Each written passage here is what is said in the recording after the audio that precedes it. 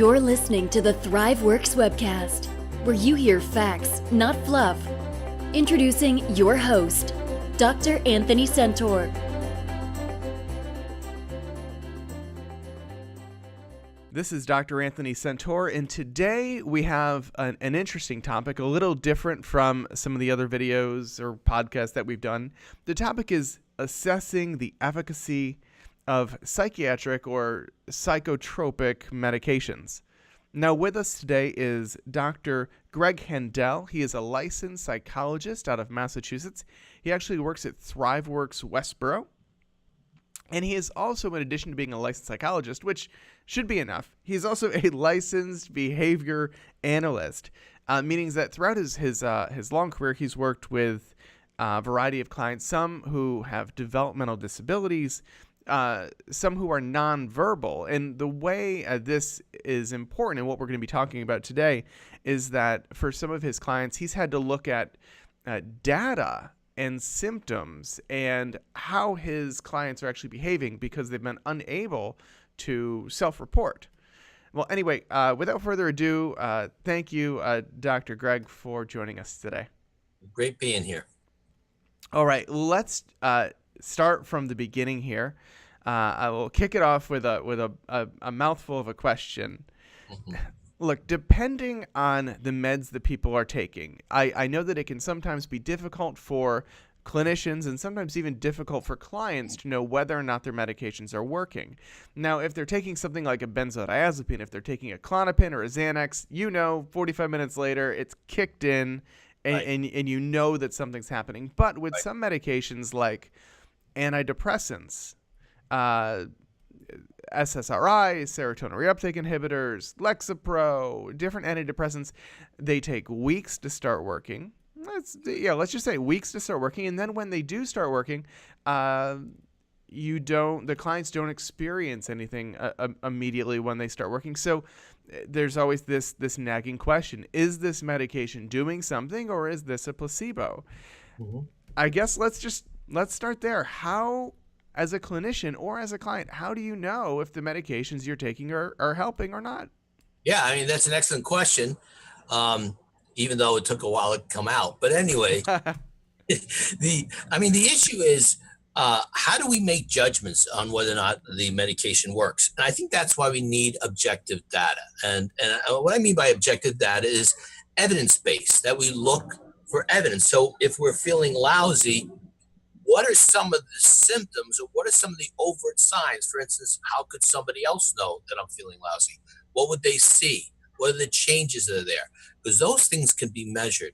And, not only does sometimes it takes weeks for something to kick in, but even after it kicks in, mood swings from day to day.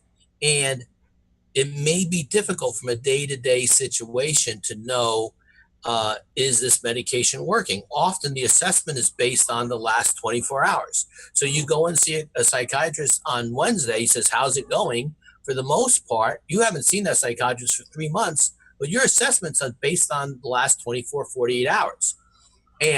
But through the collection of data, we often see trends that maybe the last 24, 48 hours has been lousy, but the last 3 weeks have been really good overall. Well, that says something in terms of whether or not the medication is working. And let me say one other thing. Yeah. In an ideal world, if medication works, it's almost like we don't know it's there, right? Because it's not a buzz, right? It's not like you have a couple of drinks of scotch and you're feeling a little kind of buzz and feeling loose. No, what the medication does is it helps us function. We often use the terminology, takes the edge off.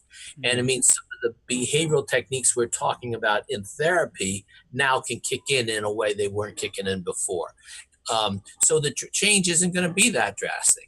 And so it's not necessarily like you're reporting how you feel after I'm feeling pretty good after a couple of scotches. No, it's not exactly like that. Sometimes there's this dramatic behavioral contrast because the difference between how you felt off the medication and on the medication is so drastic that you can report, yes, I feel so much better. But often there are more subtle differences that need to be picked up that we hope the use of data will be more sensitive to. Fascinating. Now, you're a licensed mental health professional who participates in psychotherapy. as am I, and as are most of our guests. When you're working with a client and you're doing more than one thing, you're doing the psychotherapeutic treatment or the talk therapy, and they're also taking medication because a psychiatrist has prescribed. I mean, how do we know, even if we see trends over time, we see, hey, over the last month, this person is more functional, their symptoms have been reduced. How do we know? Is it a combination of the two? Is it the psychotherapy that's worked, or is the psychotherapy garbage? It's the medication that's done the job. From an individual client perspective, can we really know which one is effective? Well, yeah, another good question. So here, I'll share something that a professor of mine shared with in college. He talked about the convergence effect.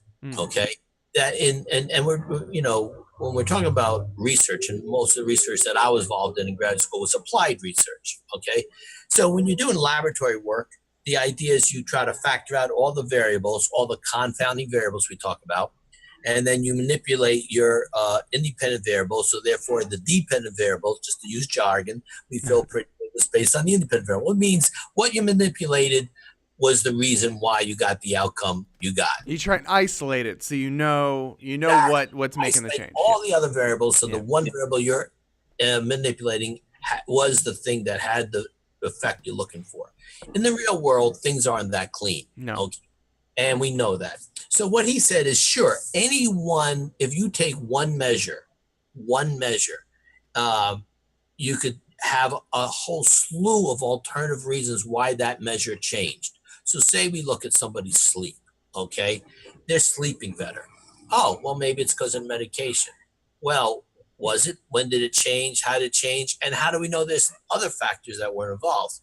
Well, the thing of it is, let's take multiple measures. So if the symptoms of depression were, say, lack of sleep, decrease in appetite, social withdrawal, inefficiency at work, then we may want to measure something like what's work. Find something that's a measure of work productivity. Find a measure of interaction with others. Find a measure of how often you're sleeping. What's your what's your food intake.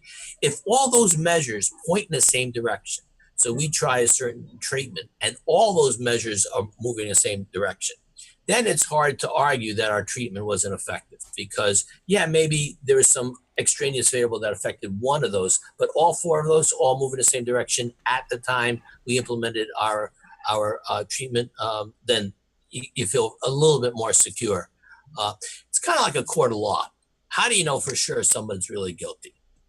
Well, you present enough evidence, and if all the evidence is moving you in the right direction, then you feel pretty certain, even though you weren't there, that yes, the verdict is yes, we're pretty certain they're not guilty, or they're pretty certain they're guilty. It's the same here. We present enough evidence, then we feel pretty certain that we're having some treatment effect here. I see. Yeah, I have found that it sometimes with my most driven clients, the ones that are, they come in, they're dealing with, say, depression, and we're working on some things, and they leave. Most of the work happens outside of the session, right? Now, but they leave, they change their diet, they change their exercise routine, they change how socially active they are, they maybe get on a medication, and then they improve their environment, and their depression lifts. They come back in, and we say, what was it? What made the change? And we have no idea, because they've altered 6 things in a positive way, and in some regards it doesn't matter because they're feeling better. But it's hard to be like, which was the one that really made the difference? Was it the social activity, or was it the sleep? Was it the diet, or was it the fact that they changed their environment? What was it? Or the other way to look at it, Anthony, is all these areas were symptoms of depression. The direction they're heading in, after coming in with treatment with you, whether it was your prompting or whatever, your technique then triggered those. So in a sense, was it which came first, the chicken or the egg? Well, all we know is they weren't doing any of these things before they came in for treatment. Yeah. Now they're being more productive, they're sleeping better, and all those things after treatment. We'll feel pretty secure the fact that the turning point was the treatment. That's exactly why I always take the credit whenever I have a client improve. I'm well, clearly I'm the one that's fixed this. Yeah, I love it. Yeah, it's like a quarterback, right? He gets too much credit for the victory and too much blame for the loss. That's right. That's right. Yeah. But for like any good therapist, if the person doesn't get better, I make sure that it's their fault. Yeah, yeah, that's right. Absolutely. But no, I mean, it's true. We really play a very small role, but we play a role. Mm-hmm. And if that role, if we see that because of therapy, all these measures are changing, okay, then the role we played was a positive one. Mm-hmm. And that's really what we're looking for, As a clinician working with, I mean, I know you see a spectrum of clients here at ThriveWorks. Mm-hmm.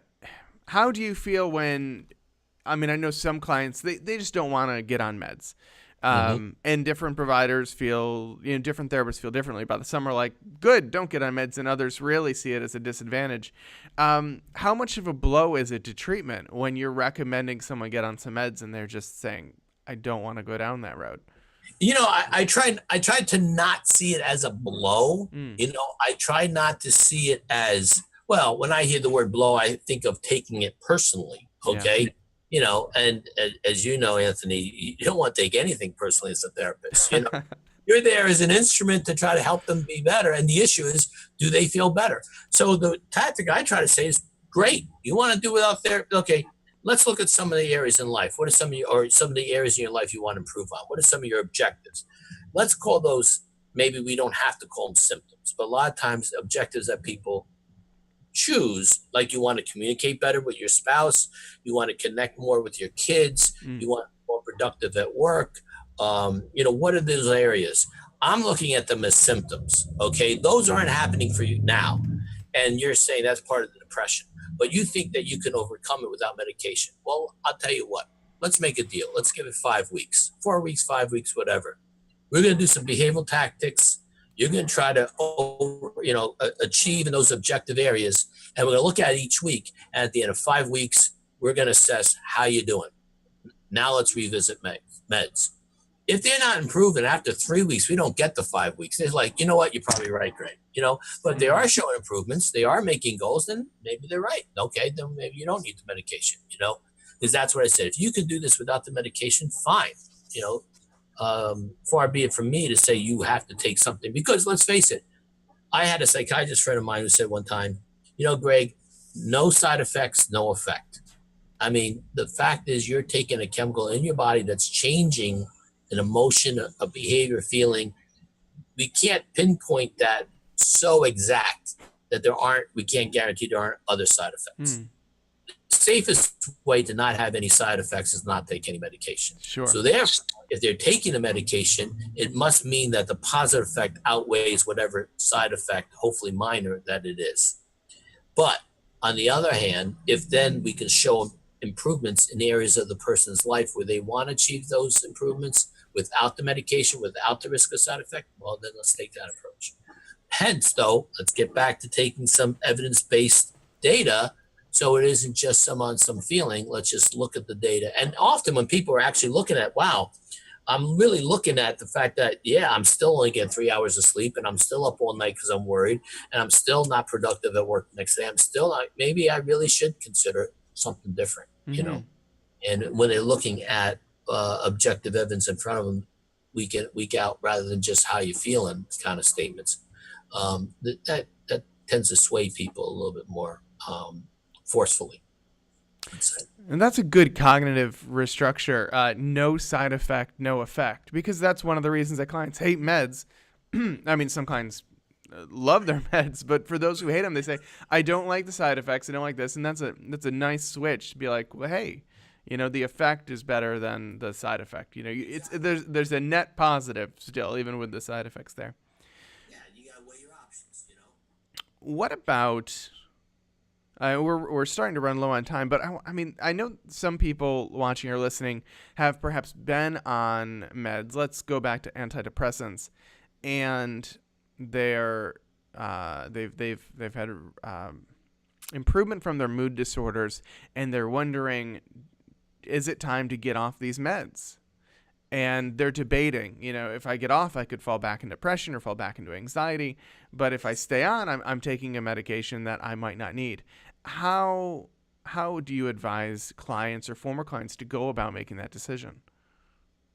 Yeah, that's very good. And again, that's also why I feel we need to have these decisions to be evidence-based. When I say data, I mean really evidence-based, that we collect evidence of whether or not it's working. So therefore, because if somebody is afraid that they're going to go back into depression, that fear itself may trigger anxiety that could trigger depression.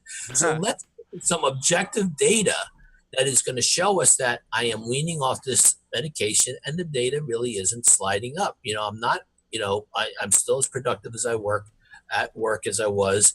I'm still able to communicate with my children the way I want to, and whatever other measures we're using, and they don't seem to be changing. However, the same token, it's start coming over to meds and we start seeing those measures deteriorate on us, then maybe that's a sign that, maybe these are signs that you need to get back.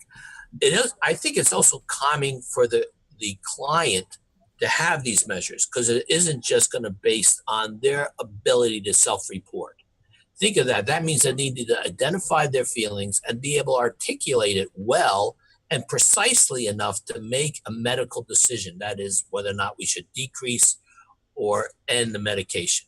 But when you have some evidence to support, this is how my sleep's changed. This is how my social interactions have changed. This is how my productivity has changed. Yeah. Now that supports what you're articulating, and you feel a little bit more confident in it. So basically, well, not basically, but one of the things I guess you're saying, try it, but you need to try it with some measurements to make sure that you're not sliding back. So probably try it, but under some type of supervision or with some type of help with the therapist if you're going to get off a med. Exactly. One of the first things I do on intake, when I try to talk to someone, I find out about their social life and what do they like to do and who do they like to interact with and how's their job and what do they do. And some of that I try to do in a way to just kind of loosen someone up and feel a little bit more like I'm connecting with them. But I'm also looking for objective measures.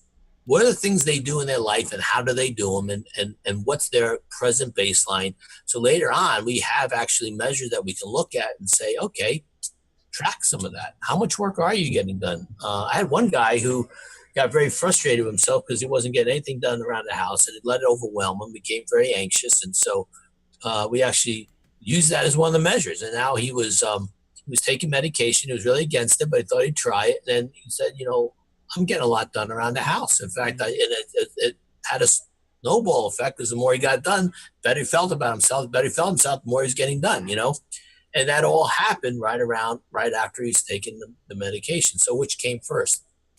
I don't know. There was other measures we looked at, like sleep was improving. He was exercising more. Wave to the car passing by. Yeah, that's right. But but all these measures changed right around the time he started taking an antidepressant. And I just had to say, hey, it could be coincidence, but the fact that all these measures changed is less likely to be coincidental. Right.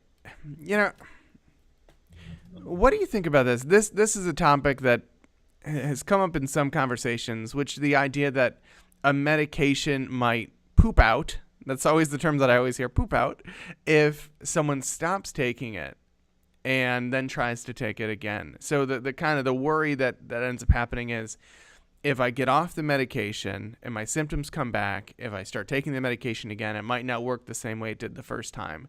Have you seen any credibility toward that? I actually have. Yeah. What I tell my clients is, it makes it scarier than to potentially wean off a med, right? Because if you're wrong, one size does not fit all. I've seen it happen. I've seen it not happen. And the thing is, I don't think we're at a place in our science with the use of psychotropic medication that we can be exact. I've seen somebody on a very low dosage with the medication for a long period of time. The psychiatrist says this dosage is way too low. I can't see what effect it's having. Took the person off, and all the symptoms started coming back. Back on the same dose, and the symptoms were still there. Had to come back on a much higher dose, then got the symptoms kind of stabilized, and then gradually brought it down.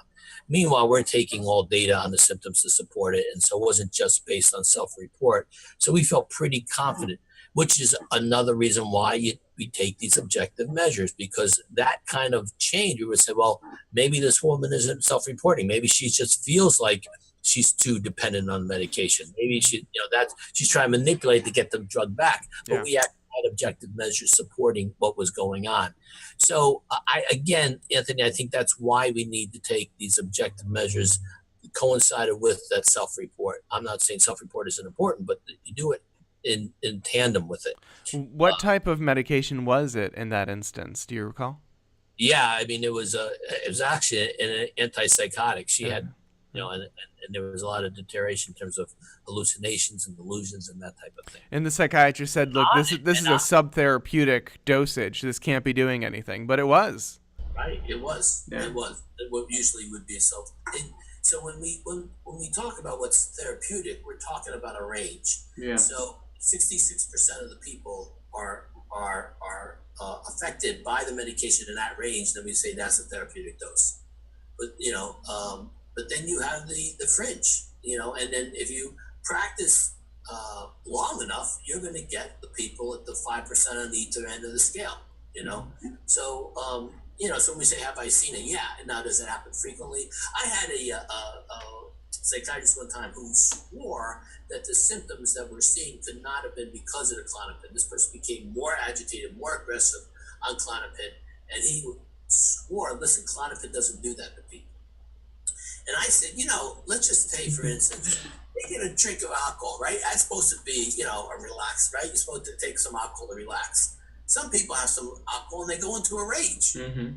Maybe the issue is disinhibition, that alcohol is disinhibiting them. So if there's rage inside, that's what comes out. Or for other people, they get disinhibited, they're feeling good. So we can't say everybody's going to respond to Klonopin the same. All we know, we took the data, and he's more aggressive and more agitated on the Klonopin than he was before we got there. And we got him off the Klonopin, got him on the medication, that became more effective. So this is, again, a reason why, because not everybody is normal, whatever. Everybody responds to the norm. What I want to say is, I want to say, medication type and dosage and things. What I want to say, which should be wrong, was it's an art, not a science, and that's completely incorrect. It's a science, but it's a science where each individual person could respond differently, could need a different dosage, might need a different medication. It just takes a lot of exploration. It's a delicate science.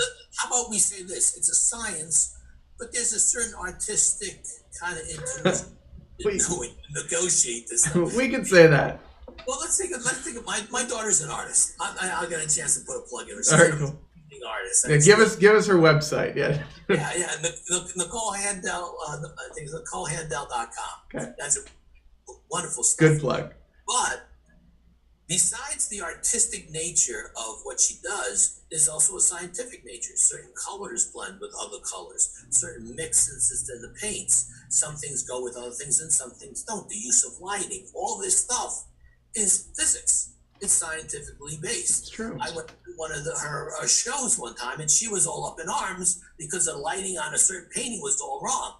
I'm looking at it, and hey, you got light on, I can see it. I don't get it, but for her, the way the light blended and all that, it didn't make sense. That's science. Mm. So even in art, science comes to play. Well, we have a science where even art comes into play, and that's the reality of it. Clinical intuition, we call it. Very good. Dr. Handel, how can people get a hold of you? Well, through the ThriveWorks website, and also the ThriveWorks number. But my email is greghandel@thriveworks.com. Anybody wants to shoot me an email, I'll be more happy to respond back. Great. All right. Well, thanks for joining us. My pleasure. Thank you, Anthony.